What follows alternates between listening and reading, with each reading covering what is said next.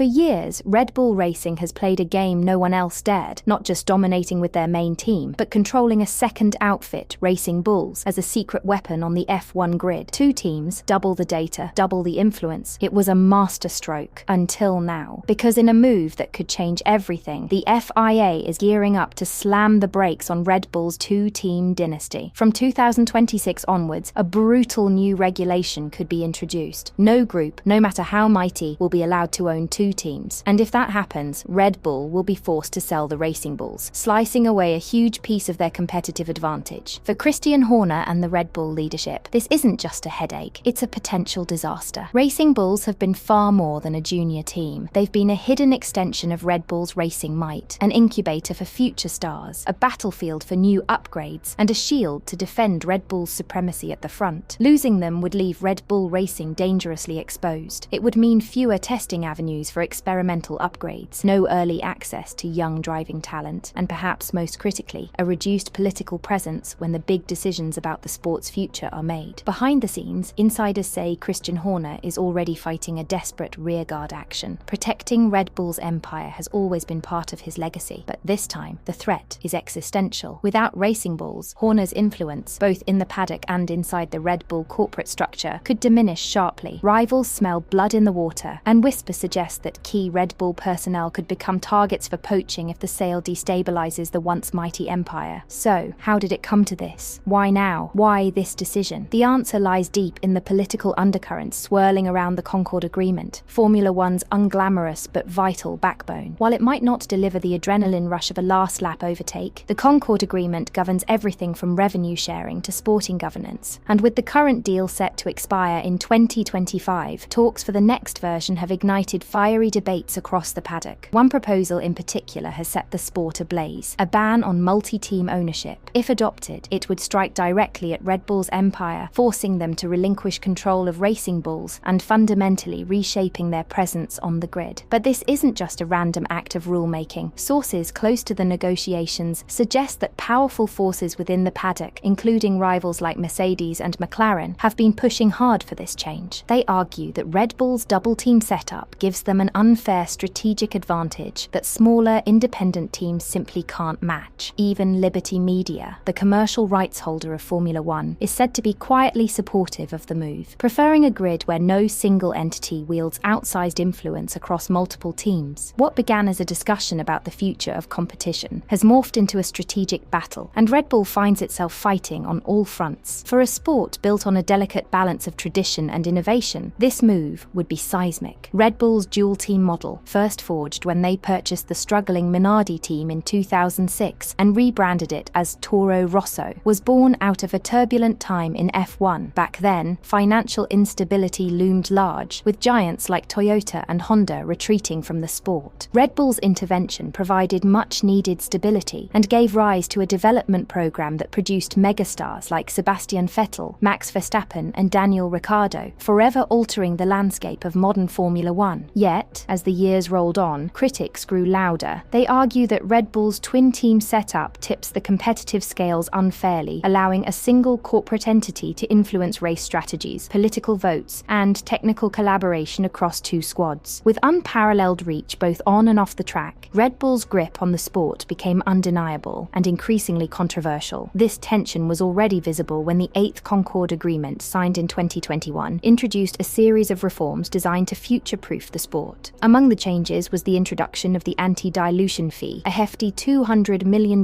price tag slapped on any new team daring to enter F1. It was framed as a protection for the existing 10 teams' value, ensuring newcomers couldn't crash the party without paying the price. But critics questioned the true motive. Was Formula One safeguarding stability or entrenching an elite club, blocking fresh competition and new narratives that could energize the sport? So, who could swoop in and rescue Racing Bulls before the clock runs out? Well, one name has been echoing through the paddock louder than a V10 at full throttle: Porsche. For years, Porsche has been like a shark circling Formula One's waters, waiting, watching, looking for the perfect moment to strike. They came agonizingly close in 2022, nearly locking down a mega deal with Red Bull to power the 2026 engine revolution. But when it came time to talk about control, things exploded behind closed doors. Porsche walked away, empty-handed, but far from defeated. Since then, Porsche has been quietly working behind the scenes, setting their sights on Williams Racing. Their plan? Buy into an existing team, stamp their iconic name across the grid, and avoid the blood, sweat, and billions it would take to build a team from scratch. But here's the twist. Sources inside the paddock whisper that the Williams talks have hit a wall. Big egos, messy ownership structures, and branding clashes have bogged everything down. Insiders say the deal is hanging by a thread, and if it snaps, Porsche isn't going to sit around licking their wounds. No, they're ready to pivot, and Racing Bulls might just be the jackpot they've been waiting for. A ready-made, battle-hardened F1 team packed with experienced engineers, seasoned personnel, and world-class facilities. All Porsche would need to do is slap their badge on the door, pump in fresh investment, and boom. They're racing in 2026 without missing a beat. For Porsche, it's a once-in-a-generation opportunity. For Racing Bulls, it could be the lifeline that transforms them from Red Bull's shadow squad into a factory-backed powerhouse. Porsche could even tap into Audi's early development expertise or leverage customer engines until their in-house power unit is ready, ensuring they're immediately competitive. Inside the Racing Bulls camp, however, uncertainty reigns. Rookie drivers once seen as the future of Red Bull racing could find their futures thrown into limbo. Porsche might prefer to install their own factory drivers or handpick young talents from their extensive motorsport programs. Long-serving engineers and management staff, deeply loyal to the Red Bull ethos, now face an anxious wait. Will they be retained for their experience, or will a ruthless restructuring sweep through Faenza as Porsche stamps its authority? Yet Porsche's potential F1 venture is not without risk. Grand entries backed by bottomless budgets have collapsed before, spectacularly and painfully. Toyota's billion-dollar F1 campaign, launched with huge fanfare in the early 2000s, serves as a chilling reminder. Despite building a bespoke facility in Cologne and employing hundreds of staff, they never won a single Grand Prix and quietly pulled the plug after years of crushing disappointment. Jaguar Racing, too, arrived with corporate muscle and marketing flair, but failed to deliver results on track. Their operations so bloated and politically fractured that Red Bull bought them for a fraction of their original investment, then reshaped them into a title-winning juggernaut. For now, the paddock holds its breath. Red Bull's era of empire building is under siege, and the fate of Racing Bulls hangs in the balance. Whether it's Porsche or another ambitious suitor who steps into the breach, one thing is clear: Formula One's political wars are just heating up, and the grid we know today could be unrecognizable by the time the 2026 lights go out. As Red Bull scrambles to protect what's left of its empire, and Porsche sharpens its claws for a grand entrance, Formula One stands on the brink of a massive power shift. The next few months could redraw alliances, rewrite histories, and reveal who truly holds the keys to the kingdom. Will Red Bull survive the political storm and find a way to outsmart the system yet again? Or is this the moment the giants fall and a new titan rises from the ashes? Let us know in the comments. Until next time, goodbye for now.